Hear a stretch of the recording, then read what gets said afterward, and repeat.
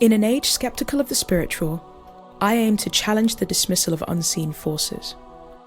This essay explores faith as a tangible defense and the Holy Spirit as a potent weapon for spiritual warfare.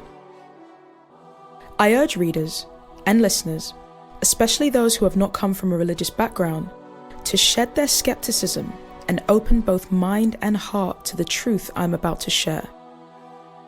It must be understood that the spiritual battles I will speak of often manifest subtly. The devil himself may not appear to you, and demons may not assault you in your sleep.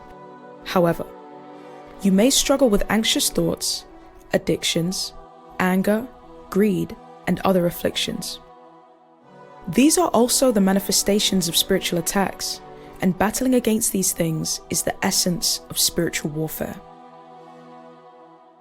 We will now examine the weapons God has provided for us to fight back against the enemy. Ephesians chapter 6 verse 16 to 17. In all circumstances, take up the shield of faith, with which you can extinguish all the flaming darts of the evil one, and take the helmet of salvation and the sword of the Spirit, which is the word of God. 1 Peter chapter 5 verse 8. Be sober-minded, be watchful. Your adversary the devil prowls around like a roaring lion, seeking someone to devour. We'll now go on to talking about the first of the two spiritual weapons described in Ephesians chapter 6. Faith, the shield which fends off the devourer.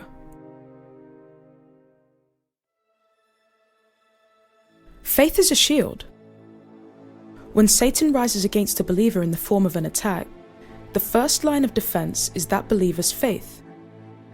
If that believer's faith is weak, Satan gains easy access to dismantle, destroy, and uproot whatever God has planted or instilled inside of that believer. But when the believer's faith is strong, they are able to resist the devil and push back against his advances. Faith is like a force field. It's a protective measure which protects the life and purpose of the believer, preserving what God has spoken over their life. Without the shield of faith, the believer is vulnerable to attacks. One way to think about how faith protects us is to consider the roof of a house. When it rains, water runs off of the roof and cannot penetrate the house, keeping whatever is inside the house safe and dry. However, if the roof is taken off, the same rain now has direct access to drench whoever and whatever is inside the house. It's important to note that the rain will fall regardless of whether the house is protected by a roof or not. Likewise, we should understand that simply believing in God and having faith does not mean the storms of life will not come against us. Being born again does not mean being free from trials or hardship. Being born again means you now have the knowledge, power, and spiritual strength to weather any storm. This is why the devil's number one concern is to eradicate faith in God from the people of the world. It gives him free rein and easy access. As soon as the full strength of a believer's faith is activated, Satan loses power over the soul of an individual who was once subject to him. Though he may continue to pursue that individual, by reason of their strong faith, they shall be protected against his advances, and no attack will penetrate their soul. Isaiah chapter 54 verse 17. No weapon formed against you shall prosper, and every tongue which rises against you in judgment you shall condemn. This is the heritage of the servants of the Lord, and their righteousness is from me, says the Lord.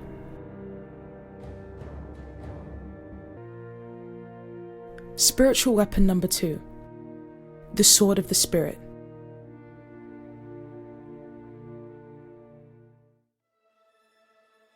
The Spirit of God is a sword. It is a supernatural weapon one can arm themselves with to actively fight spiritual battles.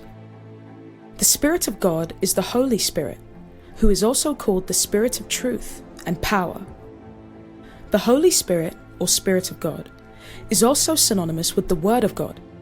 As Jesus says in John chapter 6, verse 63, "The words that I speak to you are spirit, and they are life." Jesus also likens the Word, which is the Spirit of God, to a sword, stating in Hebrews chapter 4, verse 12, that the Word is in fact sharper than any two-edged sword, piercing to the division of soul and of spirit, of joints and of marrow, and discerning the thoughts and intentions of the heart. This deadly spiritual weapon has been given to us for the purpose of fending off spiritual attacks by actively engaging in warfare with the enemy. Unlike the shield of faith, the sword of the Spirit is not primarily defensive, although it can be used defensively. But it is instead an offensive weapon. It is designed to be used by one who has a desire not only to stand their ground against an attack, but to advance and pursue the enemy. It is a weapon for inflicting harm and doing damage, as opposed to being mainly for protection and preservation, like the shield of faith. When the devil attacks, the first thing a believer should do is raise the shield of faith against him. You may do this by making a declaration of hope and trust in Jesus despite your situation. For example, you've sinned, and the devil is trying to make you feel condemned, sending you anxious thoughts and causing you to doubt that God will still be able to love you in your sin. You have two choices now. One is to allow your faith to be weakened and succumb to the lie that God cannot love you anymore. Or two, you choose to believe in God's character as a loving and forgiving Father. You hold on to the promise of His everlasting mercy and you stand on His word. In doing so, you have strengthened your faith against the devil's attack and successfully raised the shield of faith against him. Now, this will keep the devil or demons at bay, but it will not get rid of them. After you have defended yourself through faith, the next step is to raise the sword of the Spirit by speaking the word of God into the situation. Having bolstered your faith, you may now quote scripture. You can speak into your situation and tell the devil that as it is written in Romans chapter 8 verse 1, there is now no condemnation for those who are in Christ Jesus. Therefore, as a born-again believer in Christ, having repented, you are now free forever from condemnation. You should also back these actions up with prayer.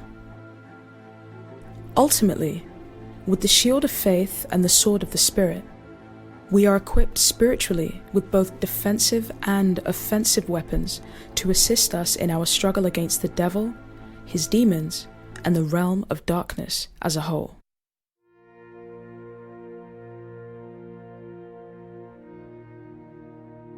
Ephesians chapter 6 verse 12. For we do not wrestle against flesh and blood, but against the rulers, against the authorities, against the cosmic powers over this present darkness, against the spiritual forces of evil in the heavenly places.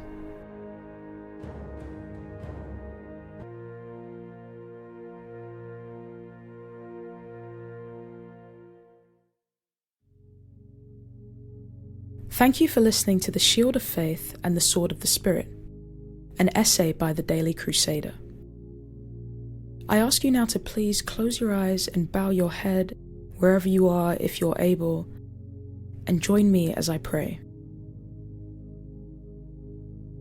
Heavenly Father, may you continue to give us the wisdom and understanding to use these spiritual weapons accordingly, so that we may never be overcome by the enemy.